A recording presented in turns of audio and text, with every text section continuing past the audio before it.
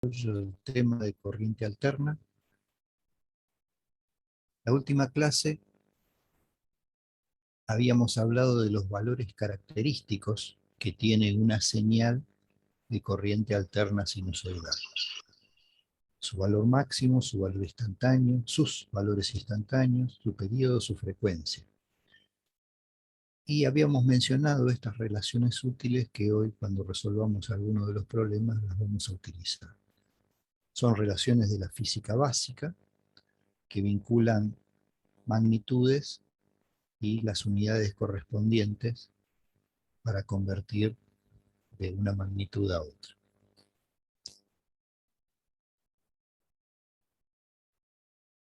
Vamos a iniciar viendo primero el tema de valor medio y valor eficaz.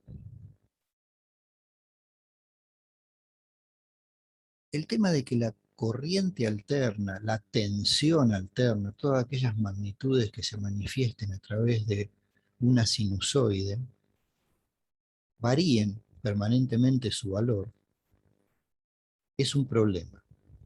Es un problema porque en el momento en que hay que medir el valor de esa corriente alterna o de esa tensión alterna, no sabemos cuál valor tomar. Porque en un determinado instante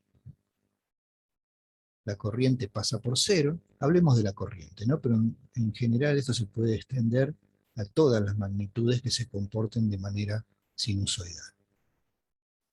Si nosotros tenemos esa señal de corriente, la corriente en un determinado momento pasa por cero, en otro momento es máxima positiva y en otro momento es máxima negativa. Entonces, a los fines de poder medir, de poder cuantificar qué prestación nos va a dar esa corriente. ¿Cuánto vale? ¿1 ampere? ¿2 amperes? ¿0,5? Si se está moviendo constantemente. En continua no teníamos ese problema, porque justamente la corriente era constante, tenía un valor constante y en cualquier momento que yo la midiera iba a tener siempre el mismo valor. En cambio acá en corriente alterna tenemos este problema. El valor de la corriente se está moviendo permanentemente, dentro de un cierto rango, pero se está moviendo. La primera idea que surge para tener una precisión sobre qué se está midiendo o cuánto es la intensidad de esa corriente alterna es hacer un promedio. El promedio, de manera matemática, como fórmula matemática cruda, se presenta de esta manera. El valor medio, el valor promedio, va a ser la sumatoria de todos los valores que yo quiera considerar entre 1 y n, dividido la cantidad de valores que consideré, como se hace cualquier promedio de una nota o de una lista de gastos o de lo que sea. Esto, aplicado a esta señal, implica tomar una determinada cantidad de valores discretos, que uno elige cuántos. Uno dice, bueno, voy a tomar 5, voy a tomar 20, voy a tomar 50, en función de la precisión que quiera tener. Y lo que implica ese valor medio, el cálculo del valor medio, es agarrar cada uno de esos valores que tomé, sumarlos, todos, y después dividir por la cantidad de valores que considere. Un promedio, sin más, ni más ni menos. Pero me interesa resaltar de que lo que estoy haciendo es tomar los distintos valores que va tomando la señal a medida que transcurre el tiempo. Si uno hace eso, y si uno lo hace para muchos valores, muchísimos valores, casi infinitos valores, podríamos decir, uno llegaría a que el promedio de la señal de corriente alterna tiene ese valor, 2 sobre pi por i máximo. 2 sobre pi más o menos es 0,63. ¿Qué quiere decir esto? ¿Cuál es la primera idea que nos puede dar esto? Si el I máximo es este valor, el valor que calculamos como medio es el 63% de esta altura. Eso es lo que nos dice esta ecuación que tenemos acá. Entonces por eso es que ustedes vieron que apareció una raya dibujada acá que más o menos está al 63% de este alto, del valor máximo. ¿Qué es en realidad lo que hace el valor medio? Que es un concepto netamente de análisis 1, valor medio de cualquier señal que nosotros aplicamos a una señal alterna. El valor medio lo que hace es comparar áreas. El valor medio compara el área encerrada debajo de la senoide, de la sinusoide, y ese área la convierte en un rectángulo de área equivalente. Entonces, por eso es más bajo el valor medio que el valor máximo, porque comparando áreas, en esta zona, el valor de la corriente alterna es más bajo que el valor medio. Hasta llegar a este punto, el valor de la corriente es más bajo. Y entre este punto y este punto, el valor de la señal alterna es más alto. Pero en definitiva, lo que me falta acá, lo tengo en en esta porción, en este pseudo triángulo y en este de acá. O sea, el valor medio lo que hace es comparar áreas, como si el área, de alguna forma, el área de la gráfica, me representara el efecto que va a tener una corriente promedio sobre un circuito estándar. ¿Y qué quiero decir con esto último? La corriente real que va a circular por el circuito va a ser esta. Y ya hablamos de la imposibilidad de medirla precisamente porque se nos mueve constantemente. Entonces, la primera idea de un valor medio es decir, bueno, la corriente que yo tengo es esta. Pero si yo en vez de hacer circular por ese circuito esta corriente senoidal, hiciera circular esta, sería más o menos lo mismo. Hiciera circular una corriente constante de este valor, podría ser más o menos lo mismo. ¿Y en qué se justifica ese razonamiento? Y en que las áreas debajo de la curva son iguales. Esto es así y no es así tampoco por lo que vamos a ver en la diapositiva siguiente.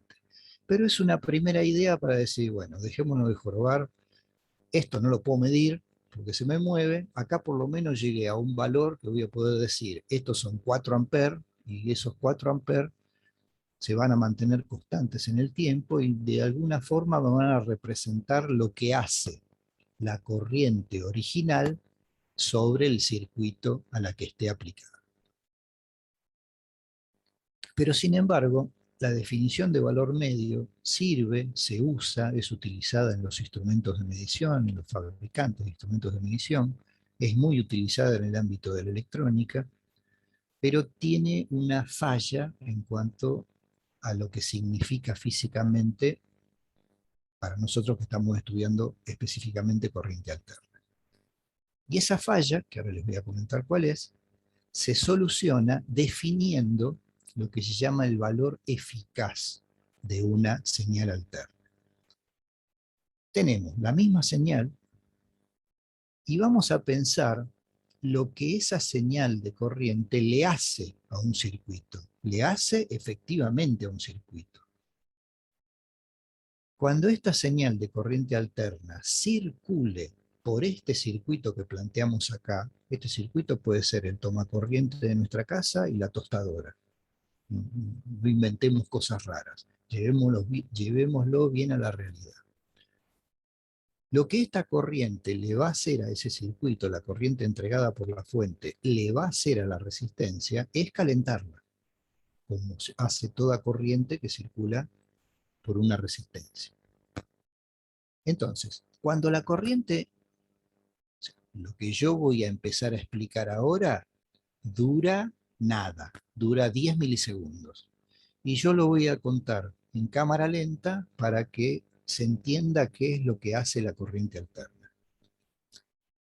Cuando la corriente tenga este valor en este instante de tiempo, lo que va a estar ocurriendo en el circuito realmente es una circulación de corriente pequeña. Y esa circulación de corriente pequeña va a producir sobre la resistencia un efecto Joule, una cantidad de calor pequeña. En la medida que la corriente va aumentando, la corriente en el circuito también aumenta. En la medida que el valor que obtengo de la gráfica va aumentando, la corriente en el circuito real también aumenta y la cantidad de calor también aumenta. Sigue dándose el mismo proceso, en definitiva aumenta la cantidad de calor, hasta que llego al valor máximo. Y en ese instante, la resistencia calienta a full.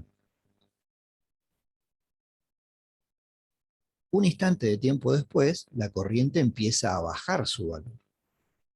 Entonces, la cantidad de calor instantánea sobre la resistencia también empieza a bajar. El proceso sigue hasta que la corriente en un instante se hace cero y en ese preciso instante la resistencia no está transformando energía eléctrica en calor. Cuando la corriente invierte su sentido de circulación, igual calienta la resistencia. O sea, los electrones, lo voy a decir de una manera nada académica, raspan cuando van y raspan cuando vienen. Entonces la resistencia siempre se calienta por más que estemos en el semiciclo negativo. Entonces otra vez se vuelve a dar ese proceso. En la medida que la corriente aumente, la cantidad de calor cedida al ambiente va a aumentar y lo que podemos concluir esto es que la cantidad de calor que se transforme en la resistencia a raíz del circuito eléctrico que tenemos montado va a ir variando en el tiempo. Instante a instante va a ir cambiando permanentemente. Lo que pasa es que todo esto, el cuento desde acá hasta acá, dura 20 milisegundos.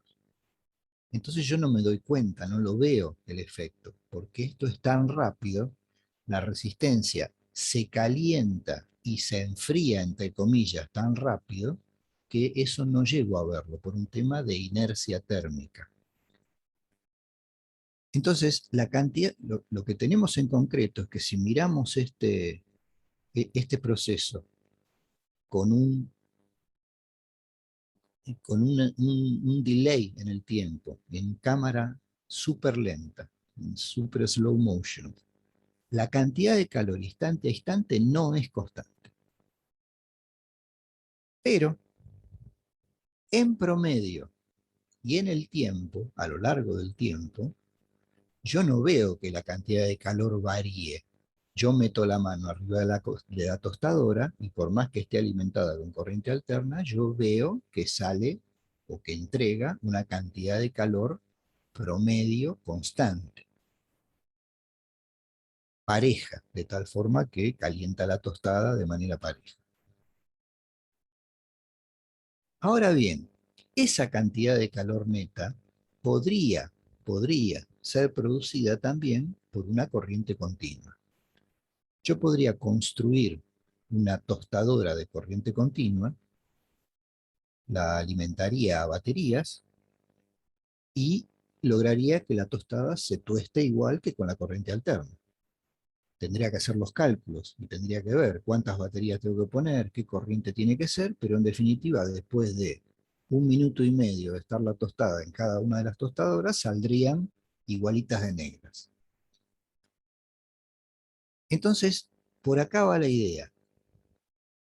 La idea va por tratar de encontrar un valor teórico de corriente constante que produzca la misma cantidad de calor que esta señal de corriente alterna que estamos viendo acá. La idea es, bueno, probemos, a ver, construyamos la otra tostadora. Y esa otra tostadora vamos a hacerle que por ella circule una corriente que tenga un valor igual al valor máximo de la corriente alterna. Vamos a suponer que esto es 10 amperes. Bueno, la tostadora de corriente alterna tiene una corriente alterna cuyo valor máximo alcanza los 10 amperes. Y construimos una tostadora de corriente continua que tiene un valor permanente de 10 amperes. Pensando en el sentido común, la tostada que esté en la máquina de corriente continua va a salir negra como un carbón. Y la otra va a salir bien. ¿Por qué? Porque en la tostadora de corriente continua siempre estoy aplicando 10 amperes. Entonces me estoy pasando de rosca. La cantidad de calor que va a entregar esa tostadora va a ser siempre la máxima. Y por eso digo que la tostadora va a salir negra como un carbón. Entonces, como me pasé de rosca, digo, no, vamos a bajar un poquito. Y bajo hasta ese punto. Pruebo. Cambio la resistencia de la tostadora de corriente continua, y ahora la corriente que circularía por la tostadora de corriente continua, digo, va a ser esta. En este caso, la tostada de la tostadora de corriente continua saldría blanca como un papel. ¿Por qué? Y porque es muy bajito el valor de la corriente que le puse. La tostadora de corriente alterna es mucho más el tiempo que entrega más cantidad de corriente que lo hace la corriente continua. Entonces me pasé de rosca, pero para el otro lado. No llegué a tener dos tostadas iguales. Entre el primer ejemplo, o sea, esta última calentaría menos. Entre el primer ejemplo, donde calentaría más, y este que calentaría menos, seguramente debe haber un valor intermedio en donde las dos tostadas salen igualitas de tostadas. Bueno, en ese momento, en ese valor en donde las dos tostadas salen iguales, significa que la cantidad de calor que entregó la tostadora de alterna fue igual a la cantidad de calor que entregó la tostadora de continua. Y a ese valor de corriente continua teórico se le llama valor eficaz. ¿Cuánto es el valor eficaz para una señal alterna sinusoidal? ¿Cómo puedo saber cuánto es? Bueno, la fórmula es esta. Tengo que agarrar el valor máximo y dividirlo por raíz de 2. O, dicho de otra forma, es el 70% del valor máximo. Esta que ustedes ven acá, explicación coloquial, es una explicación que no tiene sustento matemático. Hay una fórmula matemática que permite determinar a través de integrales el valor de este 0,707. Pero como excede el nivel de este curso, no lo vamos a ver. Probablemente el año que viene, en materias como electrotecnia o electrotecnia en máquinas eléctricas, ahí sí se dé el cálculo de este 0,707. Entonces, la idea con la que se tienen que quedar es esta. Como la corriente alterna se mueve permanentemente, tengo que encontrar algo que me permita decir, vale esto. Si para definir cuánto es la corriente alterna elijo el valor máximo, digo, bueno, la corriente alterna vale 10 amperes. Sí, pero me voy a pasar de rosca, porque si yo pienso que son 10 amperes constantes, la tostada va a salir recontra quemada. Entonces, encuentro, a través de esa deducción matemática que les digo, encuentro un valor de corriente equivalente, corriente constante equivalente, que provocaría el mismo calentamiento sobre una resistencia que esté conectada en ese circuito. Todo esto que hablamos se especifica en este párrafo. El valor eficaz es un valor calculado de corriente constante que teóricamente disipa la misma cantidad de calor que la corriente alterna real. El valor eficaz es muy importante. Ya yendo a las cuestiones técnicas cotidianas, todo lo que nosotros veamos como valores de corriente alterna son valores eficaces. Si compramos un artefacto y dice 2 amperes, esos 2 amperes son eficaces. Si tenemos la tensión del enchufe, que es 220 volts, esos 220 volts son eficaces, y ahora lo vamos a ver en un problema. Entonces, el valor eficaz es muy importante porque es el que miden los instrumentos. Los instrumentos de medición, los tester comunes, de alguna forma el valor que me reflejan en su display es el valor eficaz de la señal alterna que estoy midiendo.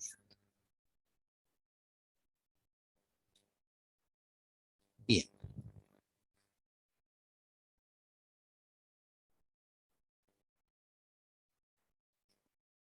Para empezar a entender o a manipular los valores de corriente alterna, vamos a hacer un par de problemas.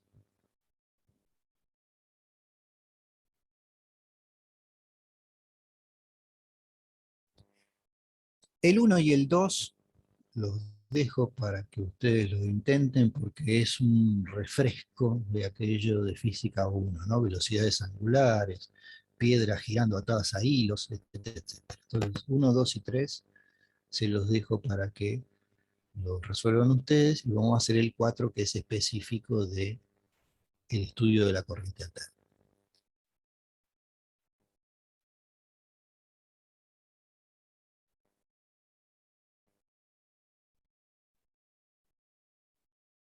Bueno, el problema dice que tenemos una señal de tensión que tiene esa expresión. Vamos a escribir por acá nuevamente.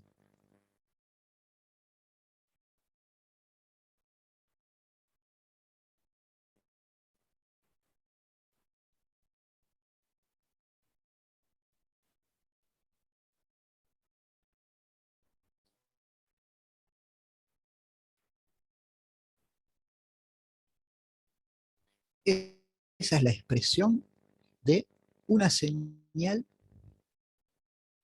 de tensión alterna. O sea, esta expresión representa exactamente a una señal específica de tensión alterna. En este eje estoy poniendo la tensión, el valor de la tensión instantánea, y en este eje estoy poniendo omega por t. Omega, la velocidad angular, será la velocidad con la que gira algún dispositivo, la máquina de la cooperativa con la que está generando esta señal.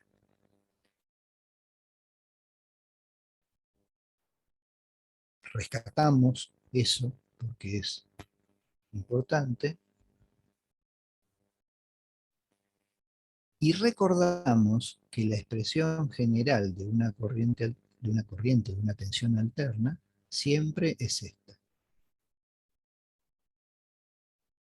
Si es corriente, será corriente acá y corriente máxima acá. Si es flujo magnético, será flujo acá y flujo máximo acá.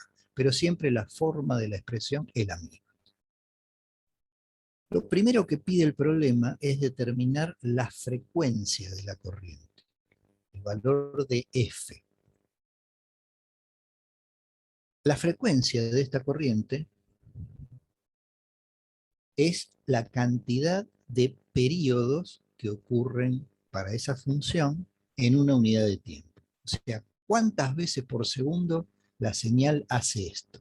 ¿Cuántas veces por segundo la señal da un ciclo completo? Entonces, ahí es donde tenemos que echar mano a estas relaciones útiles, que las copio y me las llevo para allá para no andar yendo y viniendo. Algunas las usaremos y otras no.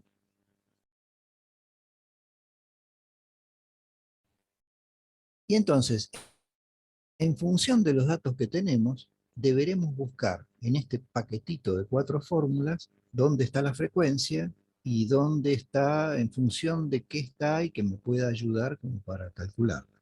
Bueno, obviamente la que me sirve es la segunda. ¿Por qué? Porque yo tengo omega y de acá puedo despejar la frecuencia.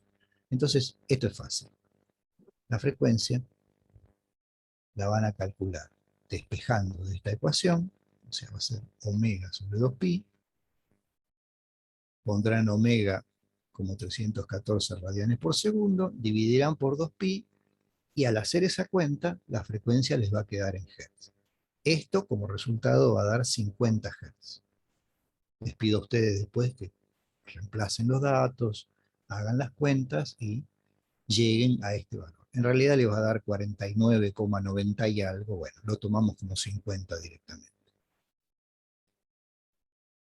Lo segundo que pide el problema es el período de esta señal.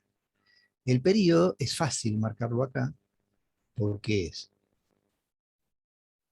el lapso de tiempo, es esto medido en tiempo, no medido en grados como está acá, esto medido en tiempo, que tarda la señal en describir una revolución completa, una señal completa. Y esta es más fácil todavía, porque viene por acá, ¿no? La frecuencia es la inversa del período, entonces el período va a ser la inversa de la frecuencia. Acá vamos, estas cuentas sí la voy a hacer porque aparece un problema de unidades que quiero clarificar. Esto es 1 sobre 50 Hz. Esto va a dar 0,02 segundos. Y el problema pide poner el valor del periodo en milisegundos. Entonces, agarramos estos 0,02 segundos y hacemos la regla de 3 rápidamente. Tenemos que los 1000 milisegundos van a ser un segundo, simplificamos acá, y esto queda 20 milisegundos. O sea que la respuesta del punto B es 20. Por eso en algún momento lo mencioné, ¿no? Cuando empecé a hablar de valor eficaz y empecé a contar todo lo que pasaba, digo, bueno, esto pasa en 20 milisegundos, porque es el tiempo que tarda una señal de corriente alterna como la que nos entrega la cooperativa en el enchufe.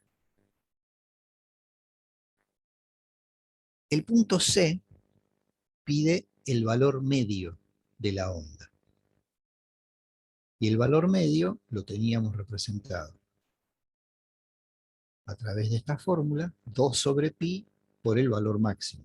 Acá está expresado en función de la corriente, pero es lo mismo si lo pongo en función de la tensión. O sea, 0,636 del valor máximo.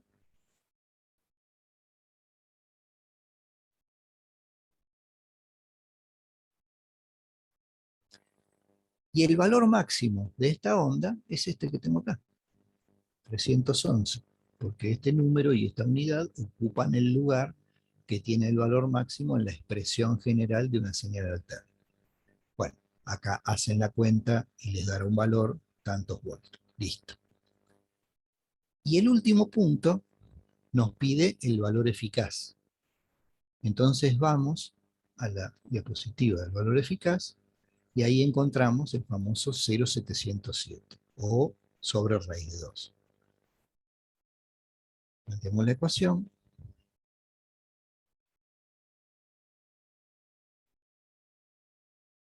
B máximo sobre raíz de 2.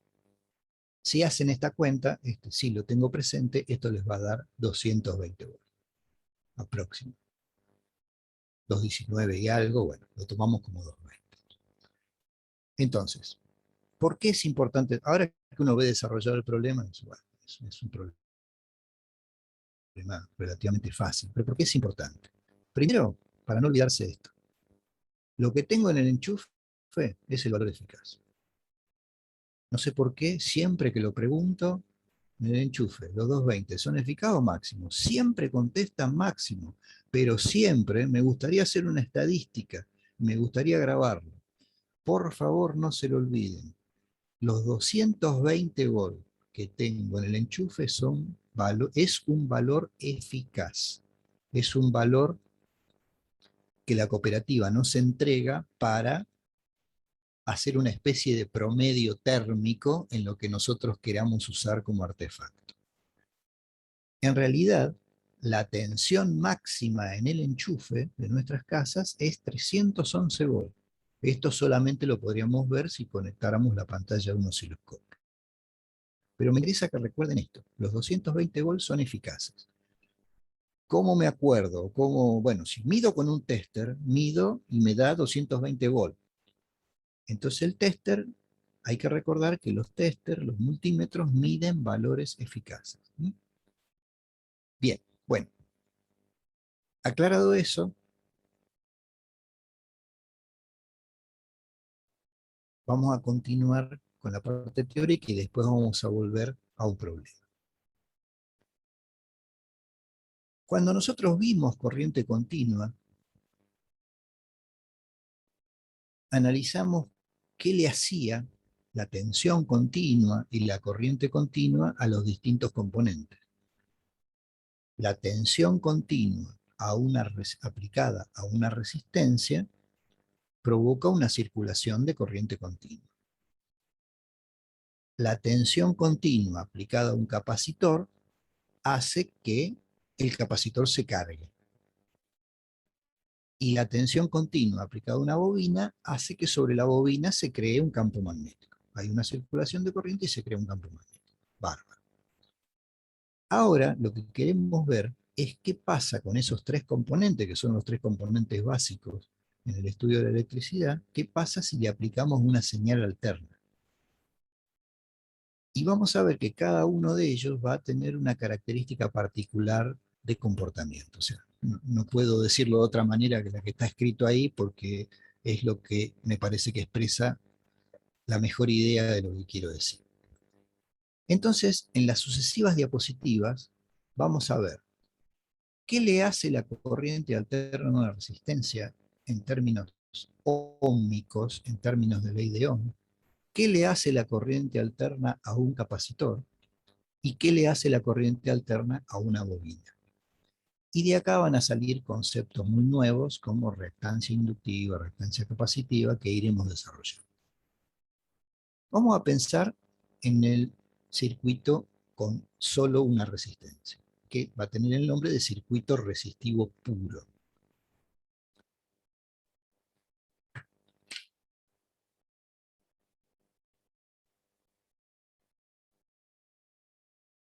La señal del toma corrientes nos entrega esta señal de tensión.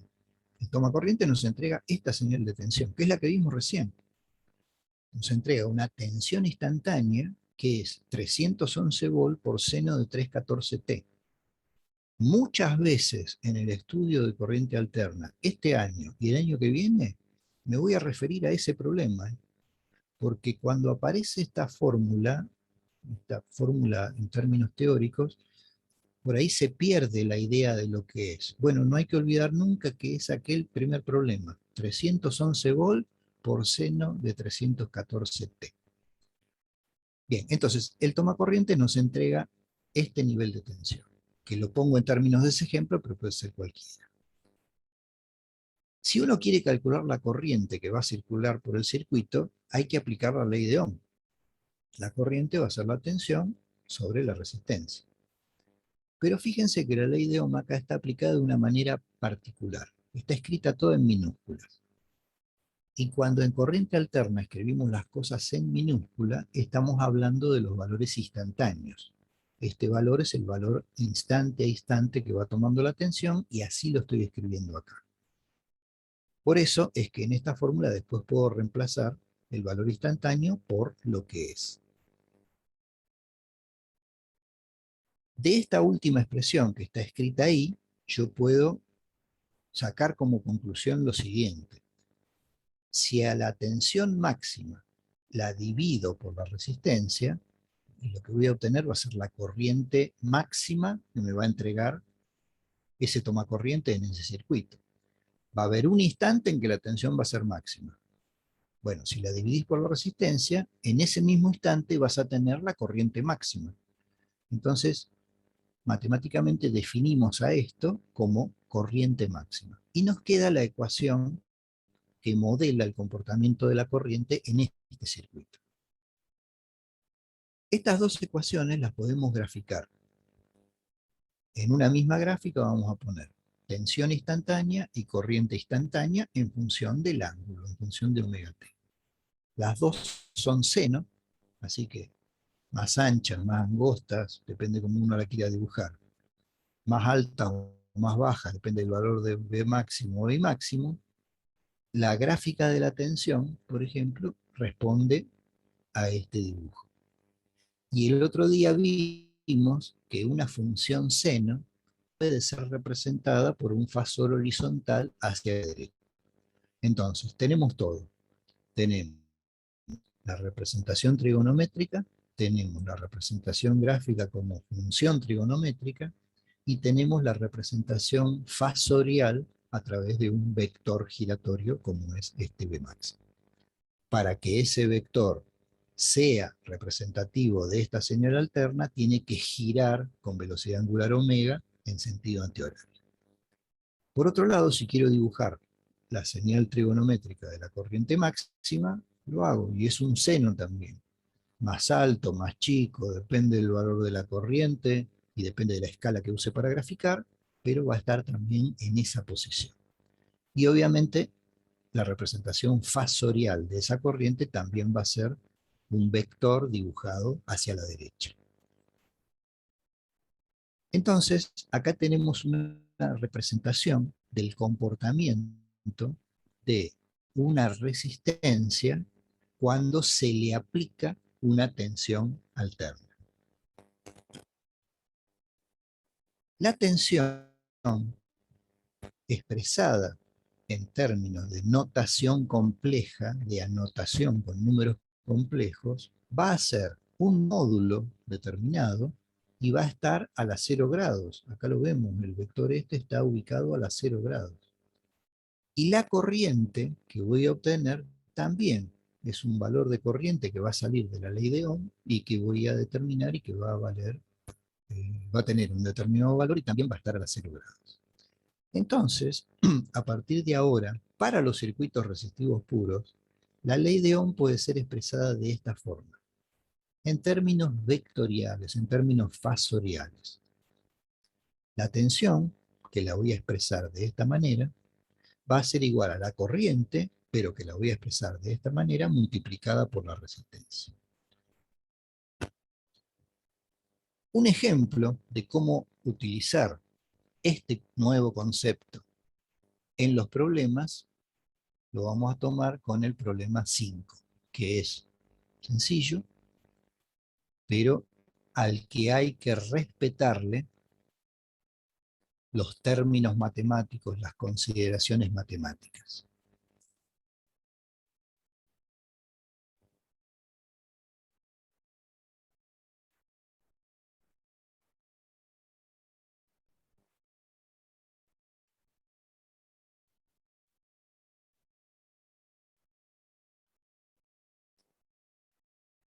El problema 5 nos dice que tenemos este circuito. Una resistencia que vale 10 ohm, alimentada con una tensión de 220 volts 50 Hz.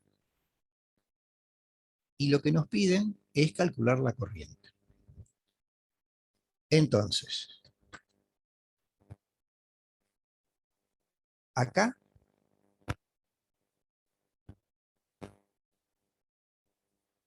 voy a escribir lo que no hay que hacer. ¿Qué es lo que no hay que hacer? Esto.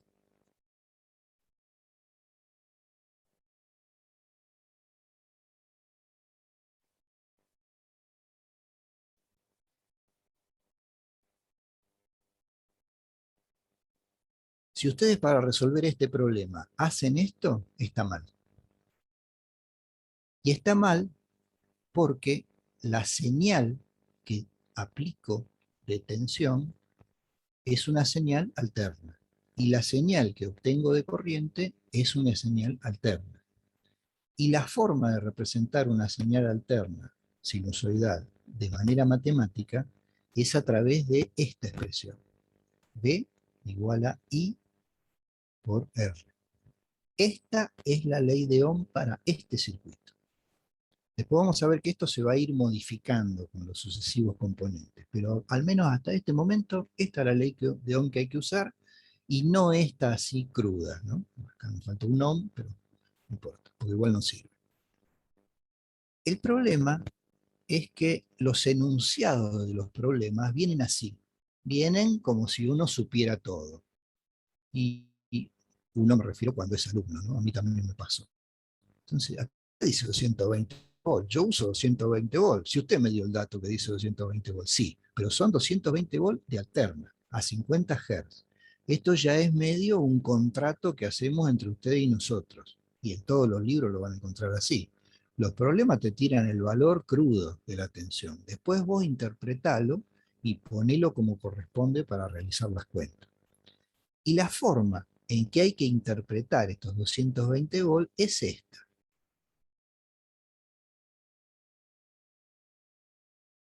Y la forma en que hay que interpretar esos 220 volts siempre va a ser esa. Pero siempre, en todos los problemas que hagamos este año, cada vez que aparezca un enunciado con esto, tensión de 220 volts, yo voy a tener que escribir esto. Yo no, ustedes van a tener que escribir esto.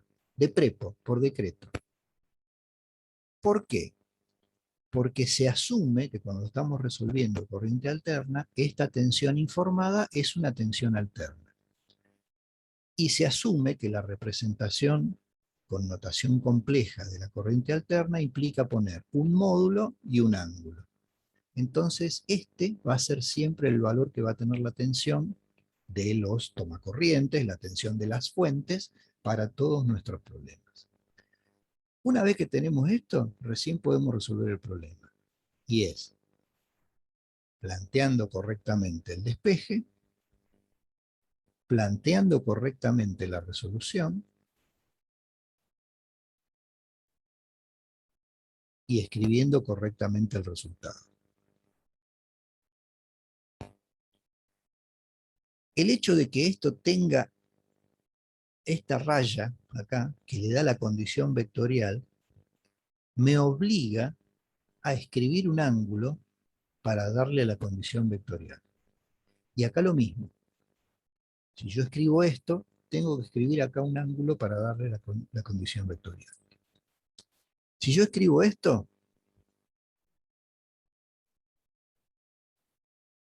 está mal. El resultado del problema está mal, porque esto es un vector y esto no es un vector. Entonces, si voy a poner un igual acá, tengo que respetar la igualdad matemática. Si yo escribo esto, está bien. El módulo del vector es 22 amperes.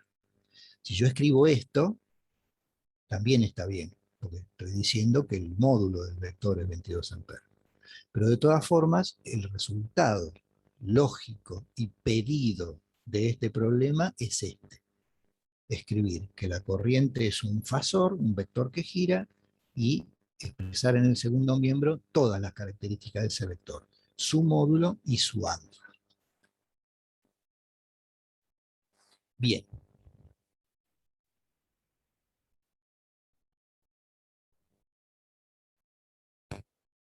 En la siguiente diapositiva, ustedes tienen más o menos todo lo que yo fui hablando con una animación de globos que van apareciendo o carteles que van apareciendo como para que puedan, al menos esta, ir recorriéndola, ir recordando de qué estamos hablando y todas las características particulares de cada una de las ecuaciones y gráficas. Lo que vamos a ver ahora es qué le hace una señal alterna a un circuito que tiene un capacitor. Lo que hacemos es agarrar un capacitor que aguante 220 volts y lo conectamos al enchufe. Si aguanta, si nosotros vemos la cubierta del capacitor y dice que aguanta 220 volts, lo podemos conectar directamente, no va a pasar nada. Y algunos se estará riendo porque alguna vez lo habrá cargado el capacitor y se lo habrá tirado a algún compañero de la escuela para que lo agarre y le patee. Bueno, eso, de esa manera también se educa. La idea acá es decir, bueno, si ponemos un capacitor, ¿se va a comportar igual que la resistencia? ¿Tengo que usar la misma fórmula? ¿Cuál es la resistencia del capacitor? Porque en definitiva recién usamos B igual I por R, y el capacitor no tiene R, tiene C. ¿Cómo tengo que meter esa C dentro de mis ecuaciones? Antes de empezar con el análisis de lo que pasa con un capacitor, vamos a recordar esto.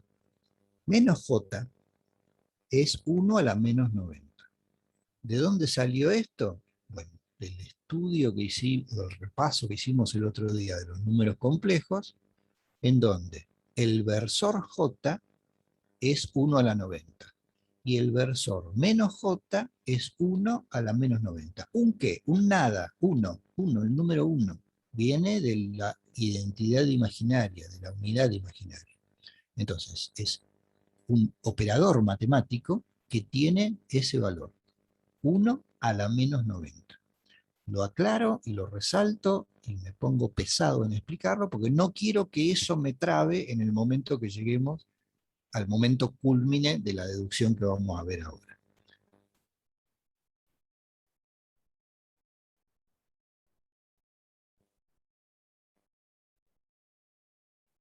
Bien, la tensión sigue siendo la misma. La tensión es la del enchufe. Son los 311 volt por seno de 314T.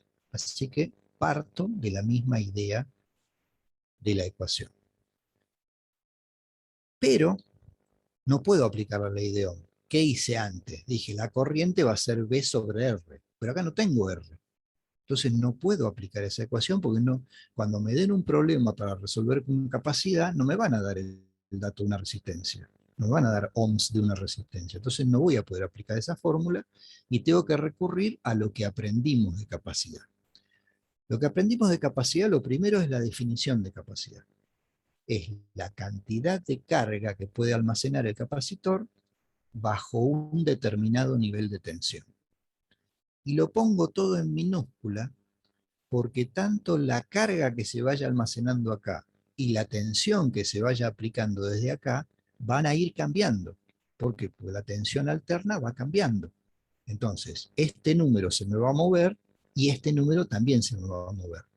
Lo único que va a quedar constante acá va a ser el valor de la capacidad, que es la que me vendió el tipo del comercio. Y ahí despejo, y acá está un poco más clara la cosa.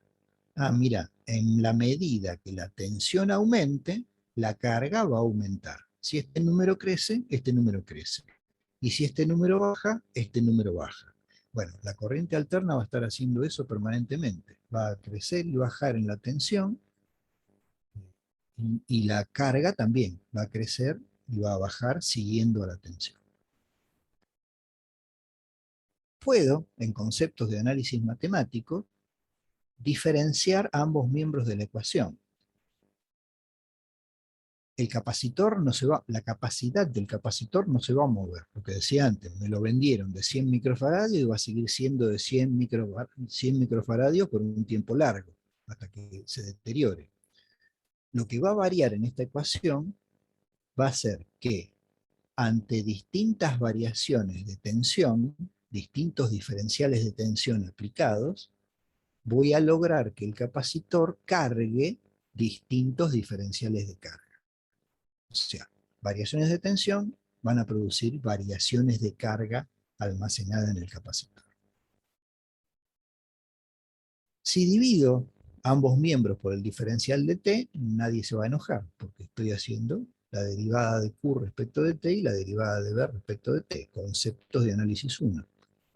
¿Y por qué hago esto?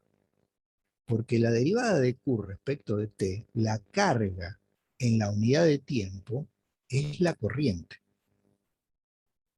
Y yo estoy buscando la corriente. Acuérdense que en la diapositiva anterior puse la tensión, y enseguida me fui a buscar la corriente con la ley de Ohm. Bueno, lo mismo quiero hacer acá. Pongo la tensión y me quiero ir a buscar cuánto va a ser la corriente. Lo que pasa es que no lo pude hacer directamente a través de V sobre R. Lo tuve que meter. Entonces queda que la corriente es igual a C por la variación de la tensión en el tiempo. ¿Qué es la derivada de la tensión respecto del tiempo? Y es agarrar esta función y derivarla. Para eso tuvimos análisis 1. Pero no tengo x. Si no hay x, ¿cómo derivo? Bueno, acá la función de x la está cumpliendo t, la está cumpliendo el tiempo. Esa es la variable que hay que derivar. B en función de t. Bueno, hago la derivada. B máximo es una constante, era el 311. Seno es la función, la derivada del seno es el coseno, por eso lo estoy poniendo acá. Omega era 314, es una constante. La t cumple la función de la x de análisis 1, así que queda ahí como está. Y el 314 de acá lo tengo que sacar afuera, porque tengo que hacer la derivada de la derivada. Entonces por eso es que vuelve a aparecer un omega acá. Esto lo acomodo un poco, porque ya se me empezó a llenar de cosas. Y en definitiva, la corriente va a ser por esto que tengo acá. Eso es lo que está escrito en este lugar. La corriente se mide en amperes y el coseno de omega t se mide en nada. Cuando yo hago un cálculo en la calculadora, el coseno no tiene unidad, me da adimensional. Entonces, si esto es amper y esto es nada, como unidad de medida, esto, por esto, tiene que ser amper, no queda otra. Porque si no, todo lo que hice acá sería una mentira. Y podría ser una mentira si lo hubiera inventado yo, pero está en todos los libros de todo el mundo, así que no es una mentira. Si esto es amper, el producto de estos tres elementos tiene que ser amper, para que haya identidad en la igualdad que estoy utilizando. Entonces, vamos a definir a que el producto de estos tres va a ser igual a la corriente máxima, porque también, de hecho, siempre una corriente instantánea es igual a un valor máximo multiplicado por una función trigonométrica, que en este caso es coseno. Ahora, sin embargo, ese valor máximo que está ahí no me gusta. Ese C por B máximo por omega tiene una forma rara. ¿Qué es eso? ¿De dónde salió? Como faradio por vol, por radián sobre segundo me dan per. No me gusta esa forma. Entonces lo tratamos de llevar a una forma más amigable. Esa forma más amigable es esta última ecuación que apareció. ¿Y por qué digo que es más amigable? Y porque a mí me enseñaron a los 15 años la ley de Ohm y no me la pude sacar de la cabeza y me trajo más trauma que soluciones. Entonces todo lo que anda dando vuelta por la vida lo quiero llevar a la forma de la ley de Ohm. ¿Y cómo es la ley de Ohm? Y la ley de Ohm es corriente igual a tensión sobre algo. Bueno, sobre resistencia, era hasta hace 2 minutos. Y acá estoy disfrazando un poco esa situación. Tengo tan metida en la cabeza la ley de Ohm que digo, mira, esto lo acomodo como a mí me gusta, porque yo desde los 15 años que vengo con la ley de Ohm metida en la cabeza. Entonces, la corriente es igual a la tensión dividido esto. Hey, pero esto que te quedó acá es más raro que lo que tenías antes todavía. Bueno, pero a esto que tengo acá, yo le puedo dar un sentido físico. Y por eso es que caprichosamente en toda la bibliografía internacional está llevado a esta forma. ¿Cuál es la idea que hay que tener? La ley de Ohm es I igual B sobre R. I es la corriente, B es la tensión y R es la oposición que presenta el componente a la circulación de corriente. Cuando digo R estoy hablando de una resistencia. Entonces, al llevar la fórmula esta a esta forma, estoy armando la misma estructura. Estoy diciendo, la corriente va a ser igual a la tensión que aplique dividido la oposición que me presente este componente a la circulación de la corriente. Entonces, esto que quedó acá abajo, que yo lo voy a poder calcular, va a ser 1 dividido 314 radianes por segundo por 100 microfaradios, inventando valores, voy a poder hacer el cálculo. Esa cuenta que yo haga me va a dar el nivel de oposición con que el capacitor se opone justamente a la circulación de la corriente. Y a eso, a ese término de ahí abajo, sobre omega C, se le va a dar un nombre específico, que se llama reactancia.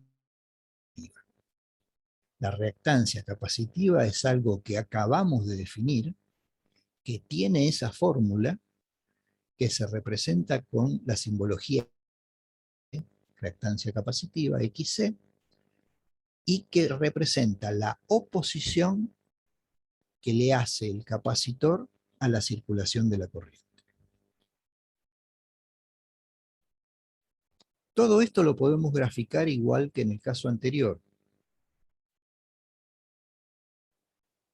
Tenemos la señal de tensión, que es la misma, la tensión sigue siendo la misma, y tenemos que y esta señal de tensión la vamos a representar por un seno, ¿no? Por un fasor horizontal a la derecha. Tiene lo más importante. aparte de la definición de la reactancia capacitiva, viene una cosa muy importante, que es que a través de todo este desarrollo, que está correcto, nos quedó en coseno ahora. En la diapositiva anterior nos había quedado en seno, era todo prolijito, estaba linda la diapositiva anterior. Acá ya se va a explicar. La corriente quedó en coseno, entonces tengo que dibujar un coseno. No le puedo escapar a eso. Si la deducción me dice que la corriente va a pulsar en coseno, yo acá tengo que dibujar un coseno. Y acá tengo que representar un coseno. Y el coseno es un fasor vertical hacia arriba. Entonces, a diferencia del circuito anterior, en donde la corriente y la tensión iban juntitas, acá hay un corrimiento de la corriente respecto a la tensión o de la tensión respecto a la corriente, como quieran ver. Este corrimiento se llama desfasaje, no están en fase. En la diapositiva anterior las dos estaban en fase, hacían lo mismo simultáneamente. Acá no. Acá cuando la corriente es cero, la tensión es máxima, y cuando la corriente es máxima, la tensión es cero. Algo parecido a lo que vimos el lunes con la fuerza electromotriz. El ángulo entre un seno y un coseno es de 90 grados positivos, como se marca acá. Y ahora tenemos que ver si la representación de esta anotación fasorial, la anotación compleja de la representación fasorial, cómo vamos a manejar las ecuaciones con esa notación compleja. La tensión la vemos que tiene un valor 220 a la 0. Y la corriente vemos que tiene un valor, lo que dé, no sé, el cálculo, pero a la 90. Ahora no es 0, 0 como en la diapositiva anterior o como en el problema que hicimos. Una está a la 0 y la otra está a la 90. Si nosotros decimos, bueno, la ley de Ohm para este tipo de circuitos, para nosotros ahora va a ser así. I igual B sobre XC. Vamos a suponer por un instante que la ley de Ohm la vamos a utilizar de esta manera.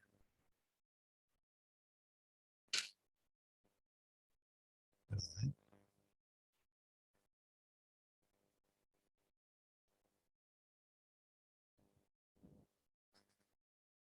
Vamos a poner un ejemplo rápido.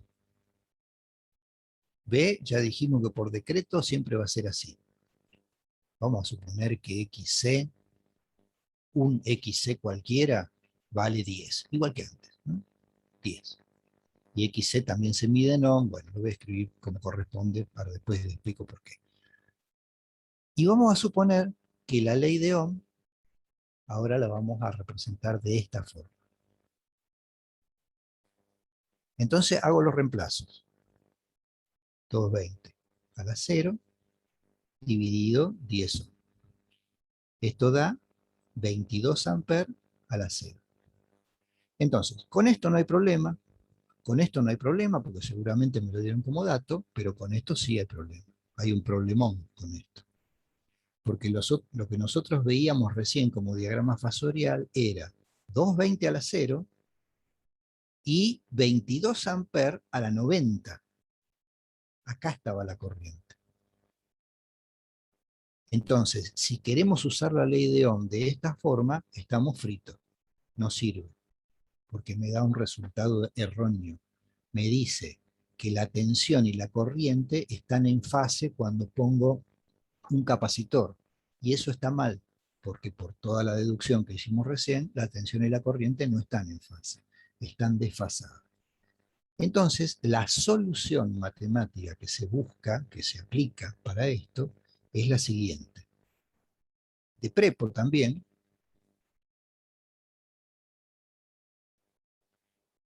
como no la puedo usar de esa forma, la fórmula que quedó, de prepo le pongo un menos J. Y así queda la ley de Ohm para aplicar cuando trabajo con capacitores. A ver si es verdad, vamos a hacer la prueba.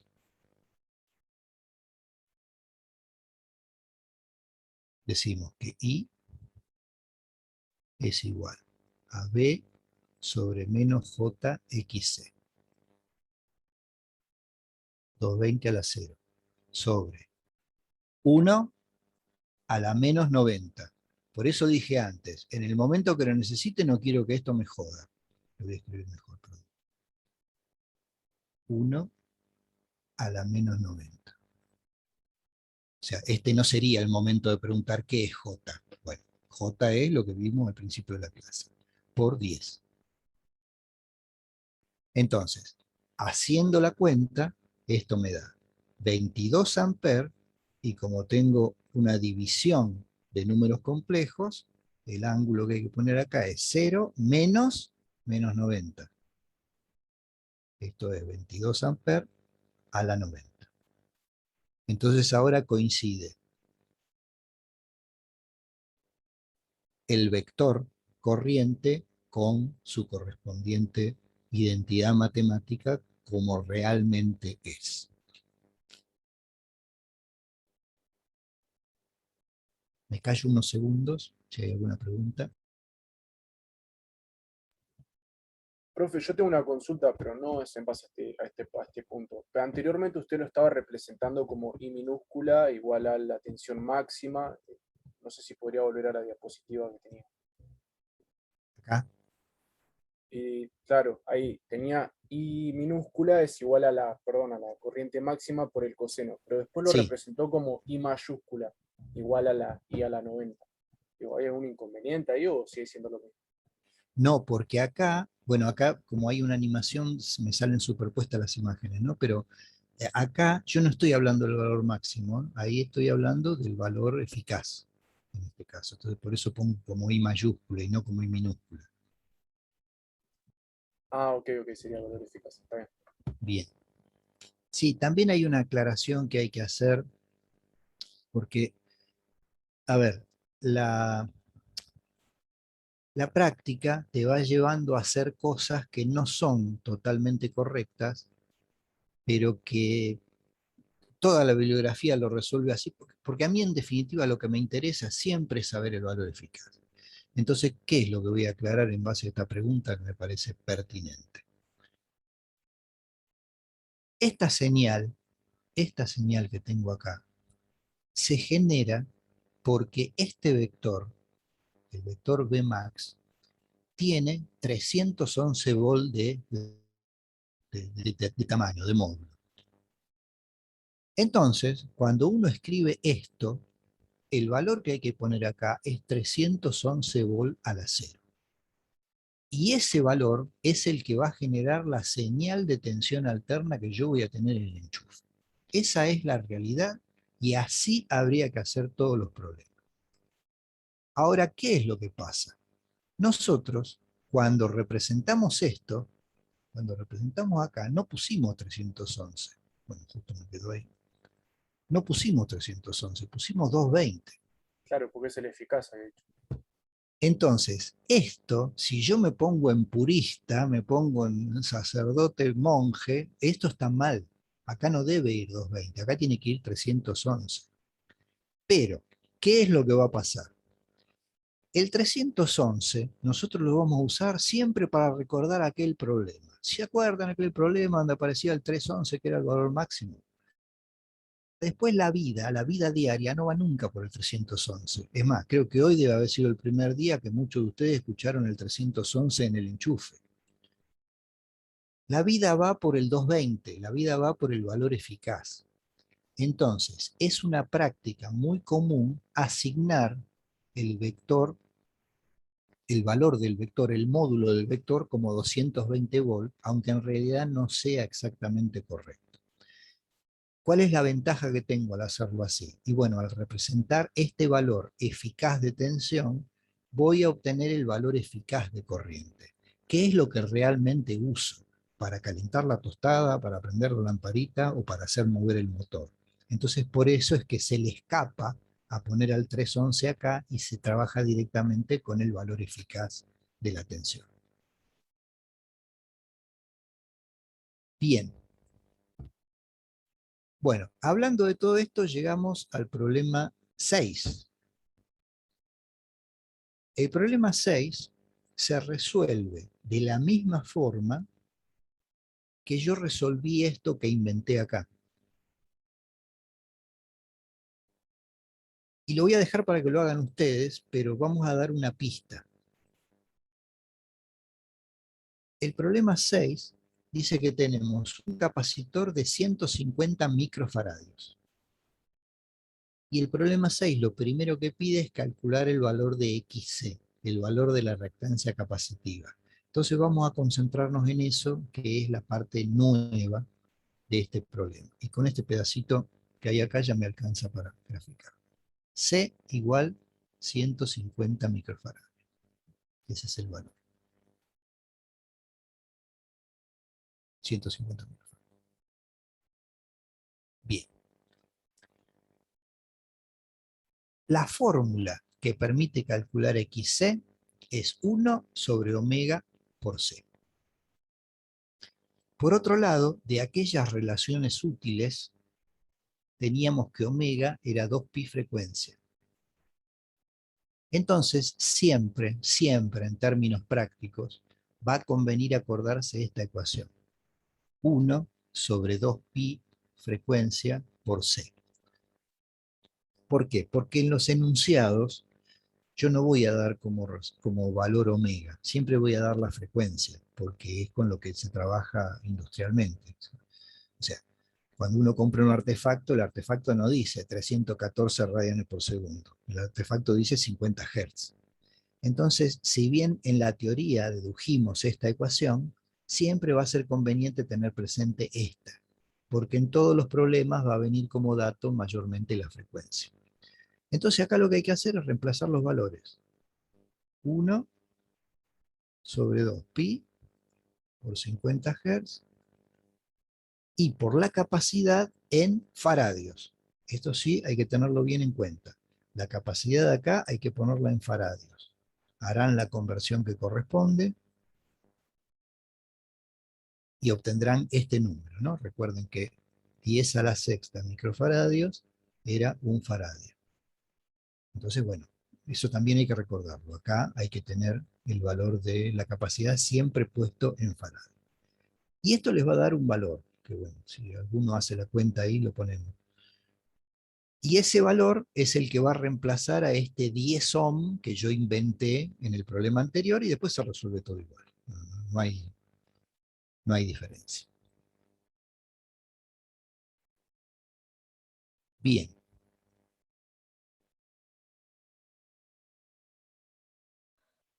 Puede ser que da 1,0.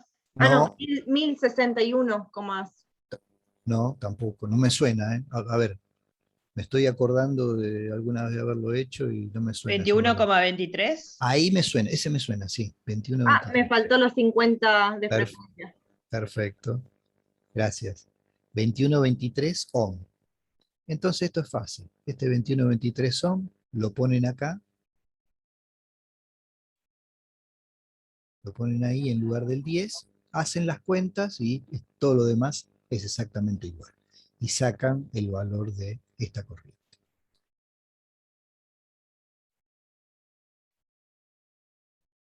Después, tanto el problema 5 como el 6 y el 7 que vamos a ver la clase que viene, piden representar el diagrama fasorial de tensión y corriente. Como el 5 era demasiado fácil, bueno, vamos a hacerlo ahora sobre el problema 6. Vamos a poner los valores del problema 6 por acá, para tenerlos. Problema 6, XC 21,23. Y por favor, el módulo de la corriente. 220 sobre 21,23. ¿Cuánto da? 220 sobre 21,23. 10,36. Bien, 10,36 amperes. Y sabemos que esto queda a la 90. Y después tenemos el dato de 220 a la 0. Bueno, ¿por qué no borré primero? No sé.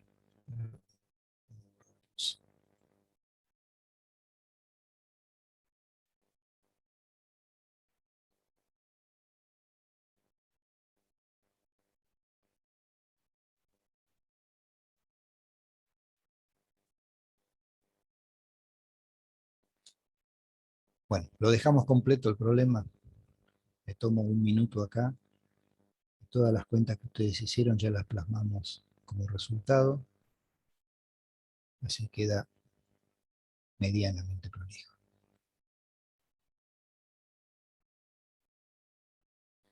Entonces, teniendo todas estas resoluciones a la vista, ahora me interesa hablar del diagrama fasorial. Porque el diagrama fasorial uno está acostumbrado a hacer la chanchada que hice yo acá, ¿no? El B es el B, el I es el I, lo dibujo más o menos para que se entienda y listo.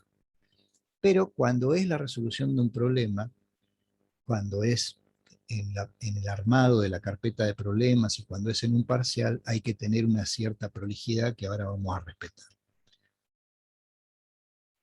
Y no es un capricho, sino que después a ustedes esta representación fasorial más prolija les va a servir como autocorrección del problema. Y por eso es importante hacerlo así. Cuando uno va a representar los diagramas fasoriales, lo primero que tiene que hacer es elegir una escala. Una escala para las tensiones y una escala para las corrientes. La escala va a ser de tantos volts por centímetro. Y la de la corriente va a ser de tantos amperes por centímetro.